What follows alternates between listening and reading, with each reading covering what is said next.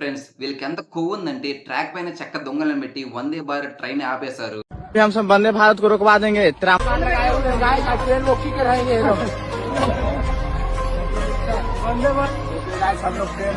ఇంకా మ్యాటర్లోకి వస్తే social media views కోసం వందే భారత్ ట్రైన్ ఆపడానికి ట్రాక్ పైన పెద్ద పెద్ద చెక్క దొంగలను పెట్టారు. ఇంకా సిగ్గు లేకుండా వందే భారత్ రుక్వా దియే అంటూ నవ్వుతూ అరుస్తున్నారు. ఇంకా ట్రైన్‌లో ఉన్న కానిస్టేబుల్ అక్కడికి వచ్చి వీళ్ళు ట్రైన్‌లోకి ఎక్కుతారేమో అని డౌట్ పడ్డారు. అంతేకాకుండా యంగ్ పర్సన్స్ ఏమన్నారంటే మేము ట్రైన్‌లోకి రావట్లేదు. వీడియో షూట్ చేస్తున్నామని చెప్తున్నారు. ఇంకా ఈ వీడియో అనేది ఎక్స్ ప్లాట్‌ఫార్మ్‌లో షేర్ అయింది. అంతేకాకుండా కొంతమంది officers union railway minister Ashwini వైష్ణవ్‌కి ట్యాగ్ చేశారు.